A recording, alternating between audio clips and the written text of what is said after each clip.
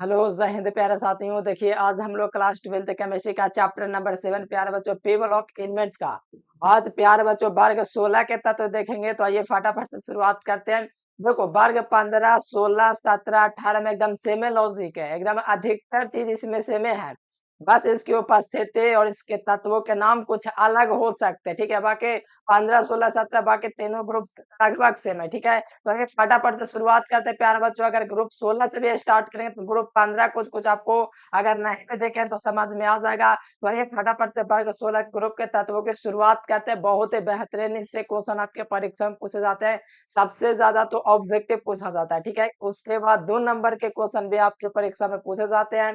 और आपको आगे के चैप्टर अगर बेहतर तरीके से पढ़ना है सीखना है तो शुरुआती के जो चैप्टर है जैसे टेबल ऑफ एलिमेंट इसको आपको पढ़ना पड़ेगा अच्छे तरीके से। तो आइए फटाफट से शुरुआत करते हैं प्यारे बच्चों। तो देखिए ये आपको यहाँ से देख पा रहा होगा वर्ग 16 के तत्व, यानी कि वर्ग 16 के तत्व से शुरुआत करेंगे और आपको अच्छे तरीके से याद कर लेना है। जितने भी क्वेश्चन करवाएंगे सीधे आपके परीक्षा से संबंध है, वैसा मैंने इसको क्रिएट किया है, ठीक है प्यारे बच्चों। तो यहाँ से देख लीजिए पहला बात। अवर सारणी में जो ग्रुप होते हैं 16 के सदस्य होते हैं। अवर सारणी जो होता है इसमें जो ग्रुप होते हैं प्यारे बच्चों वर्ग 16 के तत्व होते हैं। और इसमें जो वर्ग 16 के जो तत्व होते हैं पहला जो होता है ऑक्सीजन होता है। तो इसको हम लोग ऑक्सीजन फैमिली भी कहते हैं। यानी कि शुरुआती के जो तत्व होते हैं वो अगर ऑक्सीजन है तो इसको ऑक्सीजन फैमिली कहेंगे। और इसके पहले वर्ग 15 में क्या था नाइट्रोजन, तो उसको नाइट्रो समूह कहते थे या नाइट्रोजन फैमिली कहते थे। इसको हम लोग क्या कहेंगे ऑक्सीजन फैमिली। या तो इसका एक और नाम है प्यारे बच्चों चैलकोजन या कैलकोजन। देख लीजिए इनका एक और नाम चैलकोजन होता है, जिसे हिंदी में अगर बात करें तो इसको कैलकोजन कहते हैं। तो चैलकोजन कैलकोजन एक ही होता है जो कि वर्ग 16 के तत्वों को कहते हैं शुरुआती के 4 तत्व। जैसे कि शुरुआती के तत्व 4 तत्व कौन कौन से हैं, जैसे ऑक्सीजन हो गया, गंधक हो गया मतलब सल्फर, और यहाँ पर सेलेनियम हो गया, टेलेरियम हो गया। ये चारों जो है ना ये आपका चैलकोजन तत्व होते हैं, ठीक है, कैलकोजन तत्व होते हैं। तो वर्ग 16 के दोस्तों कौन कौन से तत्व है तो आपको याद रखना ऑक्सीजन। और देखो मैं आपको ट्रिक बता देता हूँ। ओल्ड स्टाइल से ये आपका हो गया टेपो। तो ये मैंने आपको पहले भी ट्रिक बताया है कि ओल्ड स्टाइल से टेपो। ये मैंने आपको वर्ग 16 के तत्वों को याद कैसे रखना है ये ट्रिक मैंने बताया था, ठीक है। ओल्ड स्टाइल से टेपो मतलब ऑक्सीजन, सल्फर, सेलेनियम, पेलेनियम और पोलेनियम, ठीक है। पोलेनियम जो है प्यार बच्चों ये आपका रेडियो के अंतर्गत आता है, ठीक है। इसमें जो पोलेनियम जो होता है रेडियो सक्रिय तत्व होता है, सही बात है। जो यहाँ पर पोलेनियम जो होता है रेडियो सक्रिय तत्व होता है। और आपके परीक्षा में पूछा जाएगा कि वर्ग 16 के तत्वों में कौन रेडियो सक्रिय तत्व है, तो आपको याद रखना है पोलेनियम जो है रेडियो सक्रिय तत्व होता है। किसमें, तो वर्ग 16 में।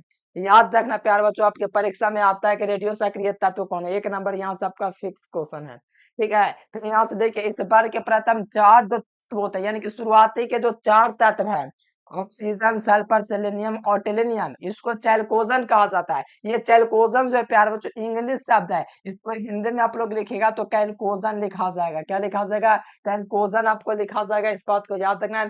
चैलकोजन का या कैलकोजन का ये वर्ग 16 के तत्व ही होंगे जिसे ऑक्सीजन समूह कहते हैं, ठीक है। और देखो देखो इसका कारण क्या है इसको चैलकोजन कहे जाने का। इसका कारण जो है प्यारे बच्चों इसका धातुओं का आयस्क के समानता ऑक्साइड सल्फाइड होते हैं। यानी कहने का मतलब क्योंकि इसके धातुओं के जो अयस्क होते हैं यानी कि यहाँ पर ऑक्सीजन का, सल्फर का, सेलेनियम का, टेलेनियम का, इसके धातु का जो अयस्क होते हैं समानता ऑक्साइड या सल्फाइड होते हैं। मतलब या तो ऑक्साइड के फॉर्म में होंगे या तो सल्फाइड के फॉर्म में होंगे, आगे आपको देखने को मिलेगा, ठीक है। तो ये आपको थोड़ा याद रखना। शुरुआती के जो तत्व होंगे इसको हम लोग चैलकोजन कहेंगे। ये आपके परीक्षा में 1 नंबर में पूछा जा सकता है, तो याद अच्छे तरीके से रखना।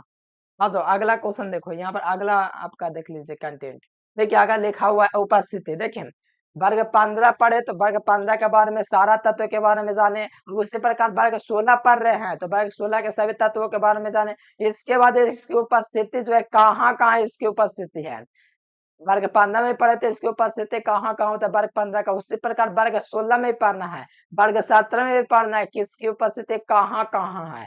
तो यहाँ से देख लीजिए इसकी उपस्थिति, यानी कि वर्ग जो 16 के तत्व है, ठीक है, उसकी उपस्थिति। तो पृथ्वी के सभी तत्वों में ऑक्सीजन सबसे अधिक मात्रा में पाया जाता है। देखो पृथ्वी के सभी तत्वों में ऑक्सीजन जो होता है सबसे अधिक मात्रा में पाया जाता है, पृथ्वी पर, भूपाटी में नहीं। पृथ्वी पर, भूपाटी में सबसे पाया जाने वाला तत्व पहले भी हम आपको बताए, लेकिन यहाँ पर आपसे पूछा क्या जा रहा है कि पृथ्वी के सभी तत्वों में, पृथ्वी पर, ठीक है, पृथ्वी पर सबसे अधिक मात्रा में जो पाया जाता है वो आपका ऑक्सीजन पाया जाता है। कितना परसेंट होता है, तो 46% पाया जाता है, ठीक है।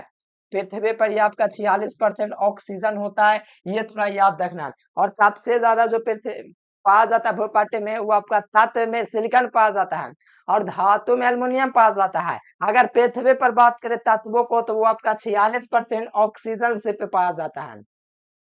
कंफ्यूज नहीं करना, तत्व और धातु में अंतर होता है। अगर भूपाटी में स्वार्थिक तत्वों पूछा जाए तो सिलिकॉन पाया जाता है, धातु में एल्युमिनियम। लेकिन पृथ्वी पर जब बात करेगा ना तो 46% ऑक्सीजन पाया जाता है। और शुष्क वायु में आयतन के विचार से देखो, और वायु में आप लोग जानते हो सबसे ज्यादा नाइट्रोजन होता है 78%, उसके बाद ऑक्सीजन होता है 21%। तो यहाँ पर जो होता है वातावरण में जो होता है 21% ऑक्सीजन क्या रहता है, विद्यमान रहता है, मतलब कि पूरे ऑक्सीजन रहता है, पूरे आपके वायुमंडल में रहता है, ठीक है। यह स्वतंत्र अवस्था में द्वि परमाणु होता है, जैसे कि स्वतंत्र अवस्था में जब भी ऑक्सीजन आएगा तो ये आपका द्विअणु होगा, मतलब कि ये ऑटो के रूप में होगा, मतलब स्वतंत्र रूप में होगा, तो ये आपका ऑटो के रूप में होगा, ठीक है। इस प्रकार से होगा ऑटो के रूप में। क्या है, जब इंडिपेंडेंस हो, जब वो स्वतंत्र हो तो वो ऑटो के फॉर्म में रहेगा। देखिए पोलोनियम, देखिए पोलोनियम पृथ्वी की सतह पर अत्यंत अल्प मात्रा में पाया जाता है। रेडियो एक्टिव तो है, लेकिन पृथ्वी के सतह पर सबसे अल्पतम मात्रा में जो पाया जाता है वो आपका पोलोनियम पाया जाता है। और ये जो है आपका रेडियो सक्रिय तत्व है, ठीक है, याद रखना। कितना, 0.001% आपका पाया जाता है पोलोनियम, ठीक है। यह एक रेडियो सक्रिय तत्व है, सही बात है। पोलोनियम जो है आपका रेडियो सक्रिय तत्व है। तो प्रकृति में थोरियम तथा यूरेनियम के खनिजों के विखंडन से प्राप्त होता है। देखो ऑब्जेक्टिव में पूछ देगा आपके परीक्षा में कि प्रकृति में थोरियम तथा यूरेनियम के विखंडन से प्राप्त होने वाला जो रेडियो एक्टिव जो तत्व है वो कौन सा है। तो आपको ऑप्शन में दे देगा पोलेनियम, पता नहीं क्या क्या ऑप्शन दे देगा, वो सारा में से आपको देगा, लेकिन आपको लगाना क्या है, पोलेनियम लगाना है, क्योंकि आपको पता होना चाहिए पोलेनियम जो होता है प्रकृति में थोरियम तथा यूरेनियम के खनिजों के विखंडन से प्राप्त होता है, ठीक है। ये था वर्ग 16 के तत्वों का नाम और उनके प्राप्त का जो सोर्स है, उसकी जो उपस्थिति है कहाँ कहाँ है, ठीक है। उपस्थिति भी आपको पता चल गया। अब आइए इनके गुण के बारे में देख लेते हैं। देखिए इसका पहले जान लीजिए, इसके लिए तो एक अलग वीडियो आपको देना पड़ेगा, कैसे इलेक्ट्रॉनिक विन्यास निकालना है, ठीक है। चलिए यहाँ पर देखिए वर्ग 16 के तत्वों का सामान्य भौतिक गुण क्या होता है। बहुत सारा भौतिक गुण है, अगर भौतिक गुण एकदम कहिए तो सेम है। जो 15 में पढ़ना, जो 16 में साथ में पढ़ना, जो वर्ग 17 में पढ़ना, एकदम सेम सेम सब कुछ में है, ठीक है। बस इलेक्ट्रॉनिक विन्यास थोड़ा सा अलग है, लेकिन बनाने का तरीका वही है।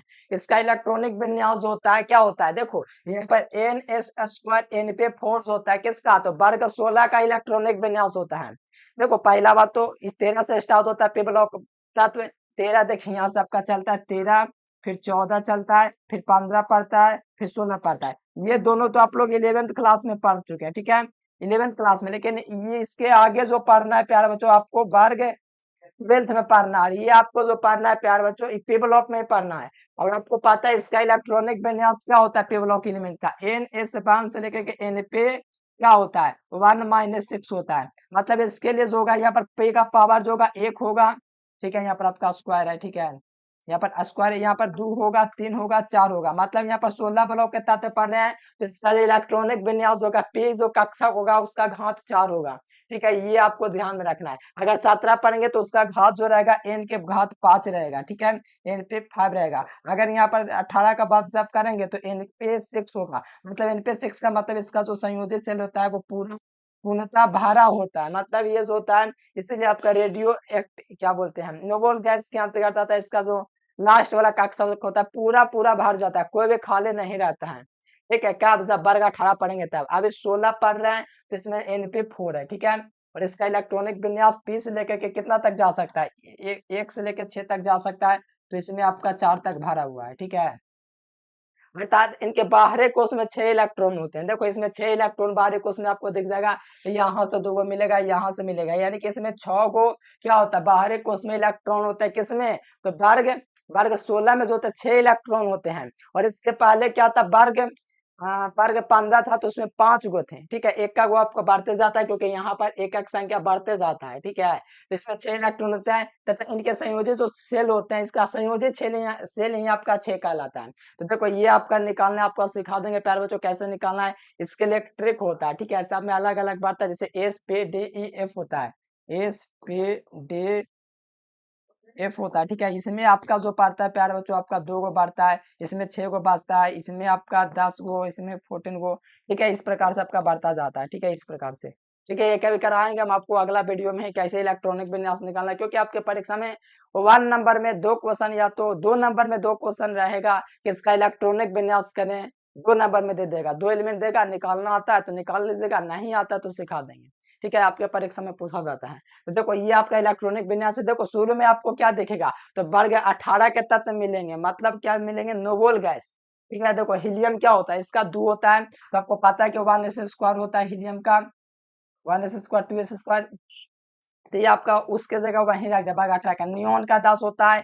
ठीक है, तो उसके जगह क्या रख दिया, शुरुआती है कि 10 जो तत्व थे, इसका इलेक्ट्रॉनिक विन्यास की जगह क्या रख दिया, वर्ग 18 का तत्व रख दिया। फिर यहाँ पर ऑर्गन 18 होता है, फिर क्रिप्टन होता है, जेनॉन होता है। इस प्रकार से आप लोग को निकालने का तरीका बता देंगे प्यारे बच्चों आराम से। और इसका ऑक्सीडेशन जो स्टेट होता है, माइनस, देखिए +1 से लेकर के -2 तक होता है। ठीक है, ये आप बाकी देख सकते हैं। आगे अगर आपका बात आएगा ऑक्सीजन आपका क्या ऑक्सीडेशन स्टेट का, तो वहां पर आप लोग देख लीजिएगा ऑक्सीकरण संख्या इसका किसके किसके बीच तक होता है, वर्ग 16 के।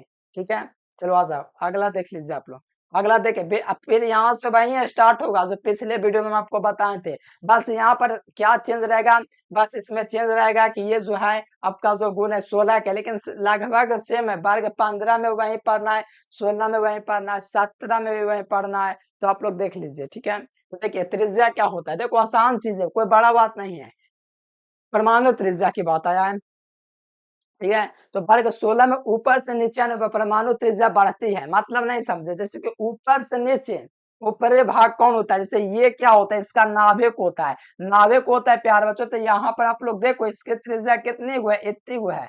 फिर आपका जैसे इसका दूरी बढ़ा तो फिर इतना हुआ, फिर इसके दूरी बढ़े तो यहाँ हुआ, फिर यहाँ से दूरी बढ़े तो यहाँ, यानी कि आपको पता है कि जैसे जैसे हम लोग नीचे आते हैं, इसका जो सेल होता है, इसका जो सेल होता है बढ़ते जाता है। जैसे पहले कक्षक में थे तो यहाँ पर एक सेल था, फिर यहाँ पर बड़ा, फिर यहाँ पर बड़ा, फिर यहाँ पर, यानी कि एक का सेल बढ़ते जाता है। सेल जब बढ़ रहा है तो त्रिज्या का मान बढ़ेगा कि नहीं, जब साइज बढ़ रहा है तो त्रिज्या का मान भी बढ़ेगा। तो यहाँ पर जैसे साइज बढ़ रहा है प्यारे बच्चों, देख सकते हो यहाँ तक, यहाँ में बहुत अंतर है, और यहाँ में तो बहुत ज्यादा अंतर है। तो इसमें दूरी बढ़ रही है तो त्रिज्या का मान भी बढ़ता जा रहा है।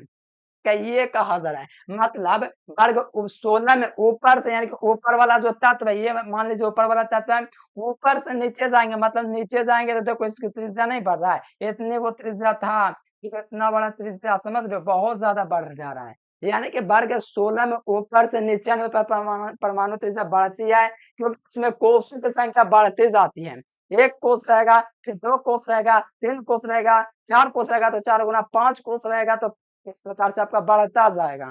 क्या, तो जैसे देख लीजिए, ये आपका नाभिक था, पहला कोष हुआ, पहला कोष में इतना बड़ा त्रिज्या था, फिर दूसरा कोष में इतना बड़ा त्रिज्या होगा, फिर तीसरा कोष में पहुंचेगा प्यारे बच्चों, देखो कितना बड़ा त्रिज्या हो गया। यानी कि जैसे जैसे कोषों की संख्या बढ़ती जाती है, उसका त्रिज्या का जो वैल्यू होता है, त्रिज्या का जो मान होता है, वो बढ़ते जाता है। यही बोलता है परमाणु त्रिज्या। ठीक है, चलिए बहुत बढ़िया, अच्छे तरीके से आपको समझ में आ गया होगा। बस इतना याद रखना, परीक्षा में अगर आए कि वर्ग 16 में ऊपर से नीचे जाने पर तत्वों की त्रिज्या क्या होती है, तो आपको याद रखना बढ़ जाता है। बस यही आपको याद रखना है। देखो यहाँ पर ऑक्सीजन, यानी कि सबसे बड़ा, देखो यहाँ पर एक बात और सीख लो यहाँ पर, और यहाँ पर ऑक्सीजन जो होता है, इसका जो होता है सबसे क्या होता है, छोटा त्रिज्या होता है, फिर सल्फर का होता है, फिर सेलेनियम का होता है, फिर टेलेनियम का होता है, फिर पोलेनियम का होता है। यानी कि ये बढ़ते क्रम में है। ठीक है, बढ़ते क्रम में है, ये आप लोग थोड़ा ध्यान रखना। और जो आप देखो आयनन विभव, आयनन विभव को हम लोग एंथैल्पी विभव भी कहते हैं। देखो इसको एंथैल्पी विभव कहिए, आयनन विभव कहिए, बात बराबर है, ठीक है। आयनन विभव कहिए या एंथैल्पी विभव। देखिए इसमें क्या होता है, वर्ग में ऊपर से नीचे आने पर क्या होता है दिखाना। वर्ग ऊपर देखिए, वर्ग 16 में ऊपर से नीचे आने पर आयनन विभव का मान बढ़ता है, क्योंकि परमाणु त्रिज्या का आकार बढ़ता है। यानी कि इसमें क्या होता है कि जैसे जैसे वर्ग ऊपर से नीचे जाते हैं, मतलब क्या, ऊपर जैसे ये वाला ऊपर ही है, ठीक है, जैसे जैसे नीचे जाते हैं ना, तो आयनन विभव का मान बढ़ता है, क्योंकि परमाणु त्रिज्या का आकार क्या होता है, बढ़ता जाता है। यानी कि इसका का मान जब बढ़ेगा प्यारे बच्चों, तो इसका जो भी होगा, मतलब जो भीभव होगा वो क्या होगा, घटते जाएगा। यानी कि इसका भीभव जो होता है, पोटेंशियल होता है, वो आपका घटते जाता है। मतलब देखिए एंथैल्पी विभव है, तो इसमें क्या होता है कि इसके तो जैसे जैसे दूरी बढ़ रही है, ठीक है, जैसे जैसे दूरी बढ़ता है, तो इसका आयनन विभव मतलब एंथैल्पी जो विभव का मान होता है, वो आपका क्या होता है, कम होते जाता है। कि इसमें वर्ग ऊपर से नीचे आने पर आयनन विभव का मान घटता है, क्योंकि इसकी त्रिज्या का जो मान होता है वो लगातार बढ़ते जाता है, ठीक है। त्रिज्या का मान क्या होता है, बढ़ेगा। यानी आपके परीक्षा में पूछेगा कि त्रिज्या का मान बढ़ने से आयनन विभव का मान क्या होता है, का पूछेगा प्यारे बच्चों, तो आपको याद रखना घटेगा, क्या होगा, घटेगा। तो यही आपका वही वाला जो गुण प्यारे बच्चों एकदम सेम टू सेम के वर्ग 15 जैसा ही है, और वर्ग 17 में भी आपको काम आएगा, ठीक है। तो ये सब थोड़ा ध्यान रखना है, गुण वगैरह।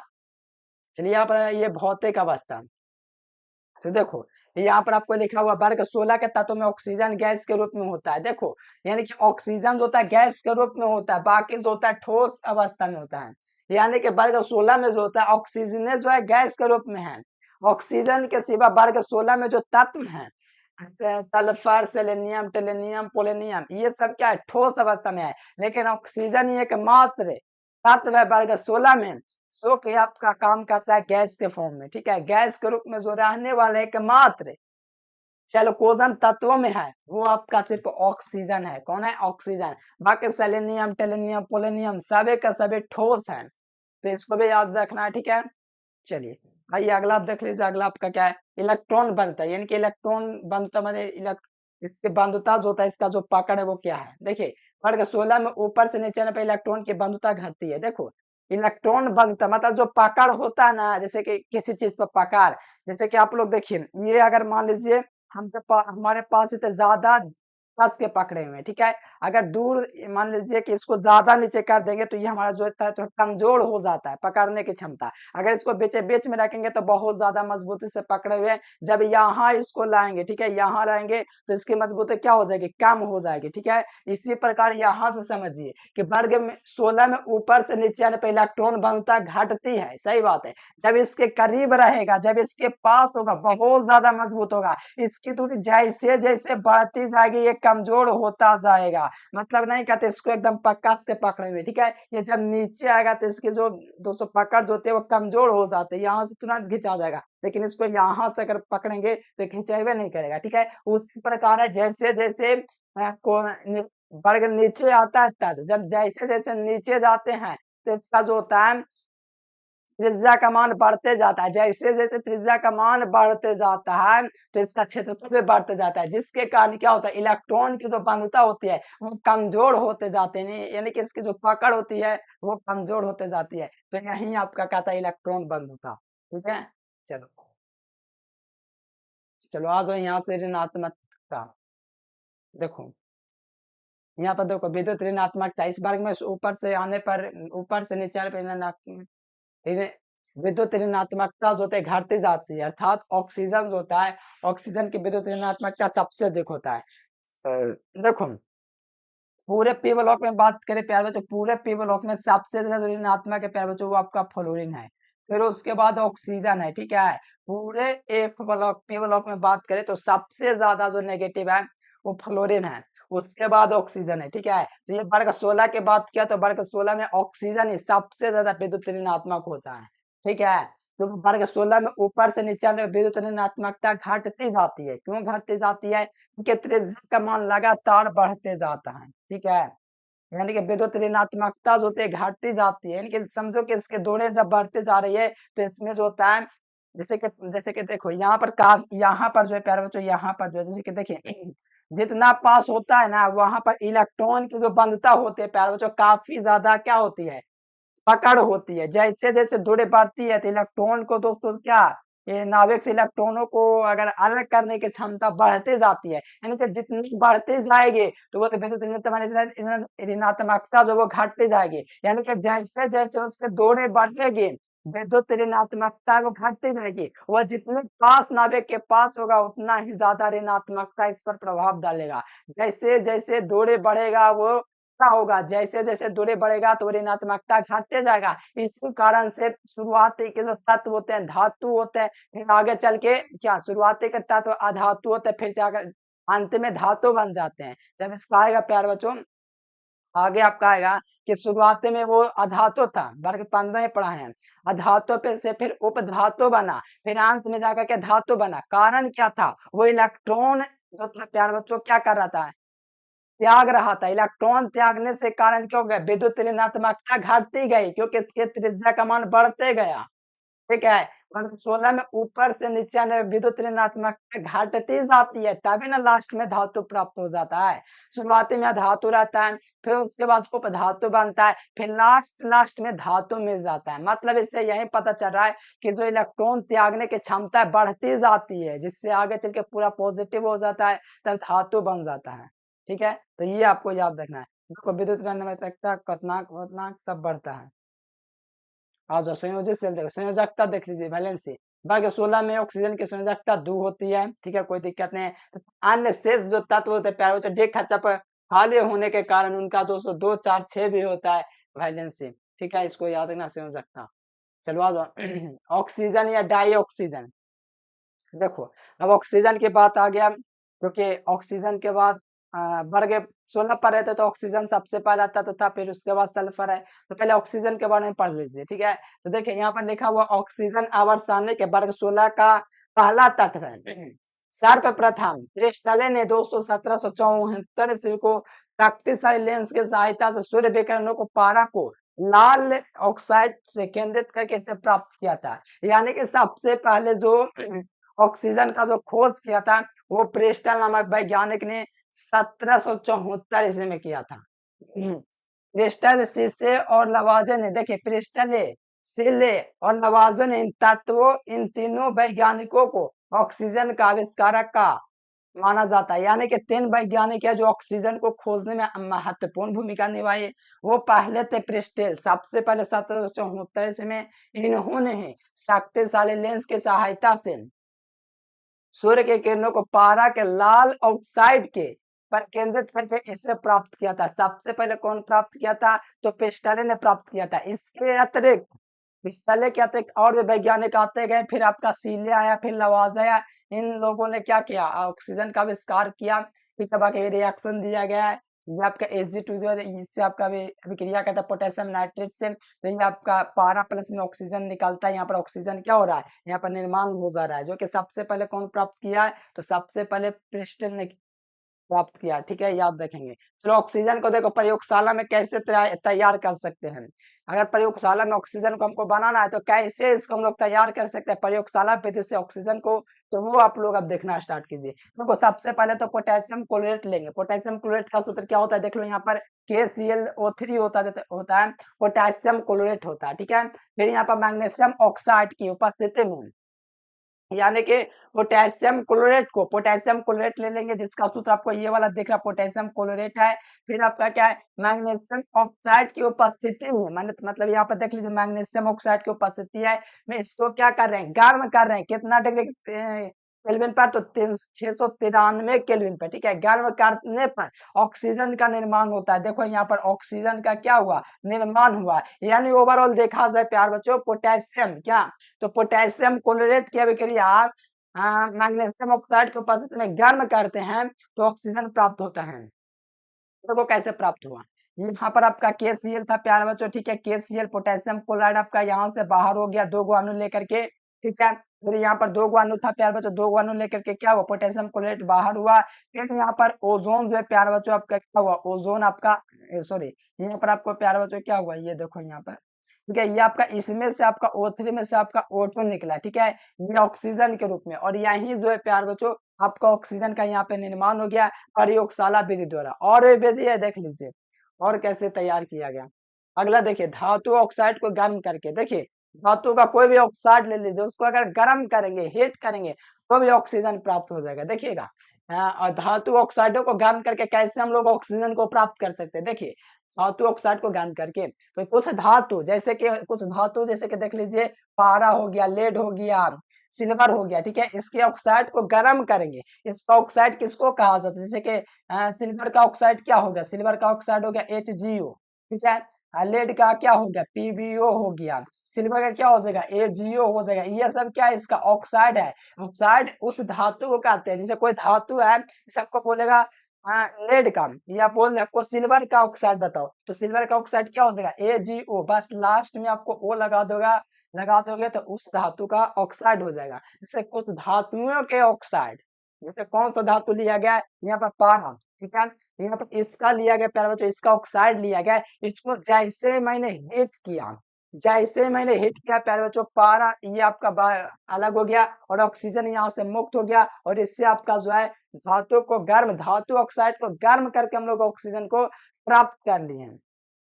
ठीक है, इस प्रकार से आपको प्राप्त करना है। कोई भी धातु का ऑक्साइड लेना, उसको हीट कर देना है, फिर आपका जो धातु बाहर हो जाएगा, ऑक्साइड आपका निकल जाएगा, यानी कि आपका यहाँ से ऑक्सीजन का निर्माण हो गया, ऑक्सीजन प्राप्त हो गया। अब देखिए इसका भौतिक गुण देख लीजिए, ऑक्सीजन का भौतिक गुण क्या होता है, ऑक्सीजन के कौन कौन से भौतिक गुण है तो वो देख लीजिए। तो देखो यहाँ पर क्या होता है, ऑक्सीजन एक रंगहीन, देखो ऑक्सीजन एक रंगहीन, गंधहीन एवं स्वादहीन गैस है, ठीक है, तथा ये द्विपरमाण्विक होता है। देखो ये स्वतंत्र अवस्था में द्विपरमाण्विक होता है, इस बात को थोड़ा ध्यान रखना, स्वतंत्र अवस्था में द्विपरमाण्विक होता है, ठीक है। यह जीवों के श्वसन का पोषक होता है, सही बात है। अभी अगर जिंदा हम है तो वो ऑक्सीजन की वजह से है, ठीक है, ऑक्सीजन नहीं होता तो जिंदा होना तो कोई बात की बात है, इतना हो भी नहीं पाता, ठीक है, ऑक्सीजन नहीं रहेगा तो जिंदगी की तो कल्पना ही नहीं की जा सकती, ठीक है।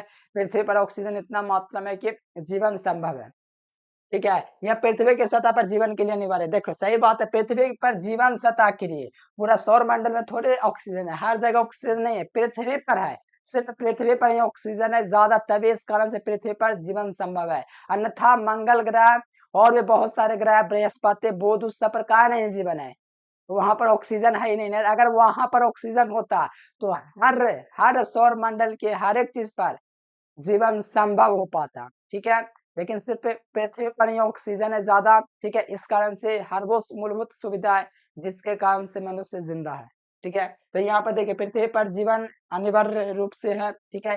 इसका द्रव्यनांक जो होता है कितना होता है, देखो ऑक्सीजन का द्रव्यनांक ये ऐसे भी नहीं पूछता, ठीक है, द्रव्यनांक और देखो द्रव ऑक्सीजन से हल्के, ये पूछ सकता है, द्रव जो होता है क्या होता है, ऑक्सीजन हल्के नीले रंग का होता है, बस आपको याद रखना, द्रव जो ऑक्सीजन होता है हल्का नीला रंग का होता है, ठीक है, हल्का नीला होता है, ठीक है। आणविक ऑक्सीजन जो होता है अनुचुंबकीय होता है, ठीक है, आणविक आणविक ऑक्सीजन अनुचुंबकीय होता है, यानी कि जो भी आणविक ऑक्सीजन होते हैं अनुचुंबकीय होता है। ये आपके परीक्षा 2021 में भी आया था, O2 है तो ये आपका अनुचुंबकीय होता है, इस प्रकार से आपका पूछा गया था। चलो जो रासायनिक गुणधर्म देख लो, देखो यहाँ पर जो है ऑक्सीजन का रासायनिक गुणधर्म क्या है, देख लीजिए रासायनिक गुणधर्म क्या क्या है। चलिए ये देखिए यहाँ पर कहा लिखा हुआ है कि धातु के साथ अभिक्रिया करके, देखो जैसे ही हम लोग ऑक्सीजन, जैसे कि रासायनिक गुणधर्म देख रहे हैं तो धातु के साथ अभिक्रिया कर देंगे, कोई भी धातु ले सकते हो, पोटेशियम, एनीथिंग, कोई भी धातु आप लोग ले सकते हैं, ठीक है, सोडियम लेना, जिंक लेना, कोई भी धातु ले लीजिए, ठीक है, उसकी अभिक्रिया ऑक्सीजन से करा दीजिए। यानी ओवरऑल कहा जाए ऑक्सीजन धातुओं के साथ अभिक्रिया करके धातु के ऑक्साइड का निर्माण करता है। यानी ऑक्सीजन जो है, मान लीजिए ऑक्सीजन की अभिक्रिया किसी भी धातु से करना है तो धातु ऑक्साइड का निर्माण करेगा। मान लीजिए हमको निर्माण करना है प्यारे बच्चों, कोई भी चीज, जैसे सोडियम को निर्माण करना है तो उसको ऑक्सीजन से अभिक्रिया कर देंगे तो सोडियम का धातु प्राप्त हो जाएगा। अगर हमको मान लीजिए जिंक से अभिक्रिया करना है तो जिंक को ऑक्सीजन से अभिक्रिया करा देंगे तो जिंक का ऑक्साइड प्राप्त हो जाएगा। जैसे यहाँ पर देखा जाए तो कहा लिखा हुआ है, तो सोडियम जो है ऑक्सीजन से क्रिया करके क्या बना रहा है, सोडियम आपका ऑक्साइड बना दे रहा है, यानी Na2O बना रहा है। यहाँ पर जिंक अभिक्रिया करके क्या बना रहा है, जिंक ऑक्साइड बना रहा है। अगर वो इस प्रकार से आप लोग पीवी की अभिक्रिया इससे कराओगे ऑक्सीजन से तो PbO बना लेगा, इस प्रकार से आपका बनाते जाएगा।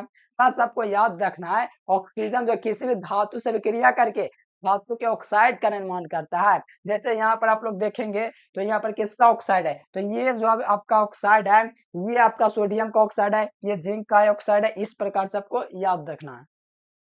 चलो आ जाओ यहाँ पर देखो ऑक्सीजन के साथ अभिक्रिया। देखो ऑक्सीजन के साथ अभिक्रिया, ऑक्सीजन अधातु के साथ अभिक्रिया करके अम्लीय ऑक्साइड का निर्माण करता है।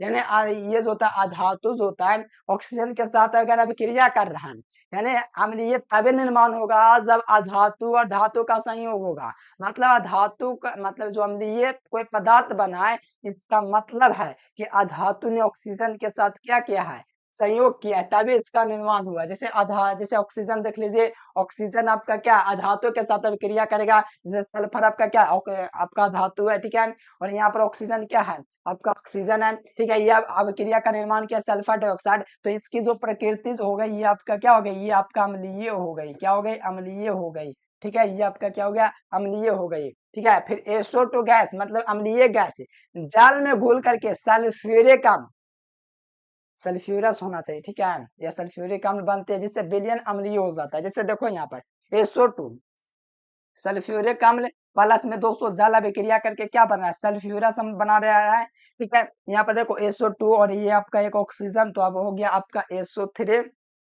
H2SO4, ठीक है, H2 एस, यहाँ पर एक ऑक्सीजन तो H2, हाँ ये आपका सल्फ्यूरस अम्ल ही होगा ना कि सल्फ्यूरिक अम्ल, ठीक है। यहाँ पर थोड़ा सुधार लेना, सल्फ्यूरस अम्ल है, ठीक है।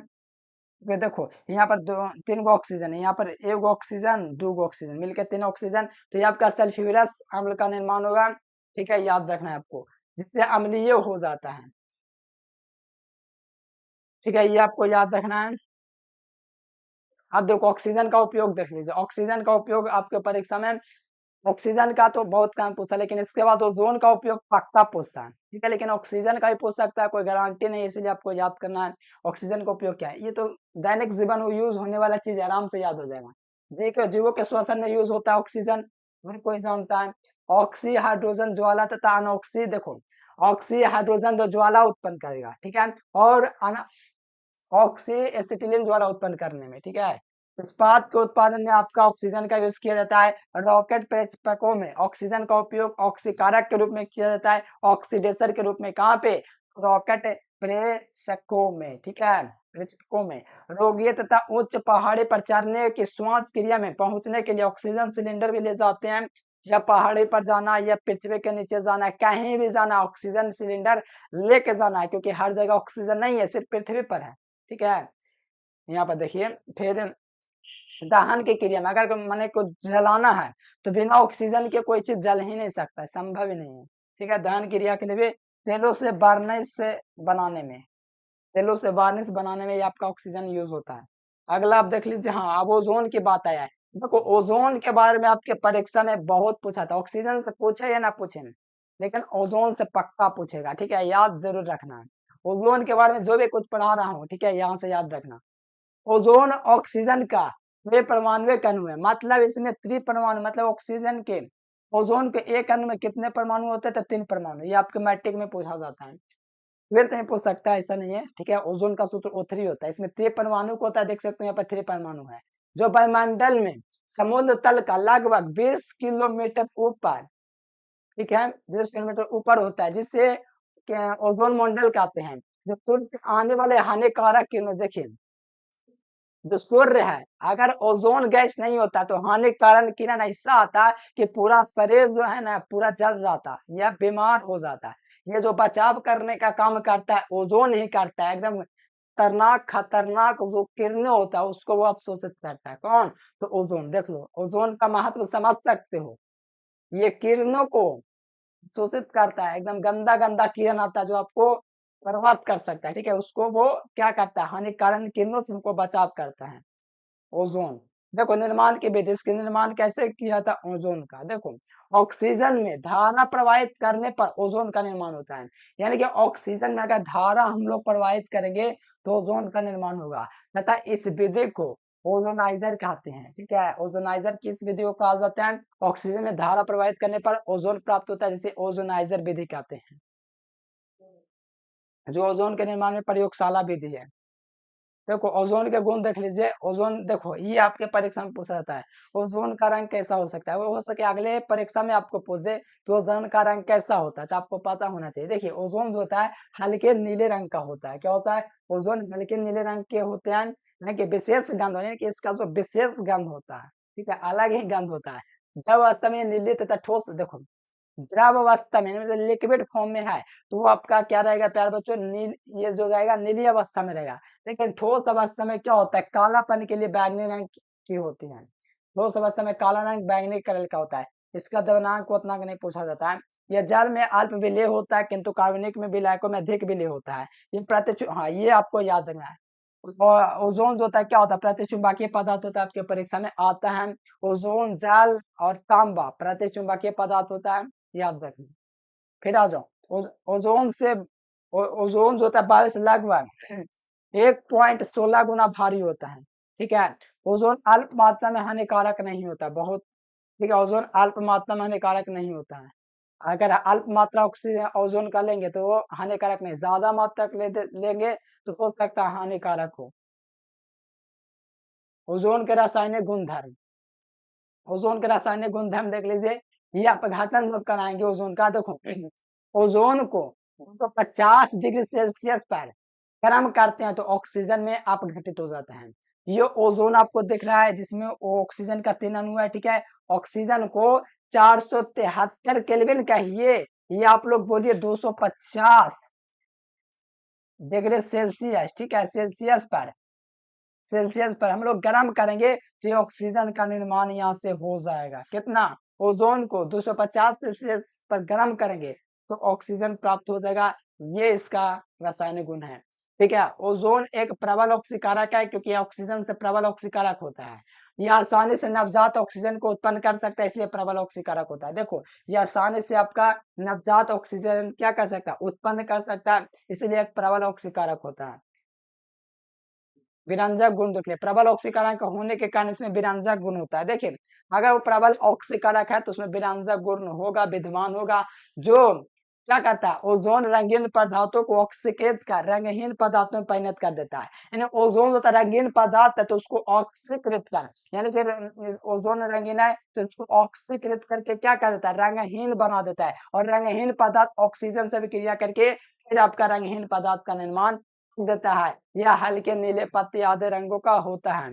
और मैंने बोला है कि आपको याद रखना ओजोन होता है हल्के नीले रंग का होता है, आपके परीक्षा में पूछा जाता है। और ओजोन होता है प्रतिचुंबकीय होता है, ये आपको याद रखना है। और ये ऑक्सीजन से 1.16 गुना भारी होता है। ओजोन का उपयोग देख लीजिए, ये आपके परीक्षा में पूछा जाता है। ठीक है, वेरी वेरी इंपॉर्टेंट में रखेंगे इसको, आपके परीक्षा में पूछा जाता है, इंपॉर्टेंट है।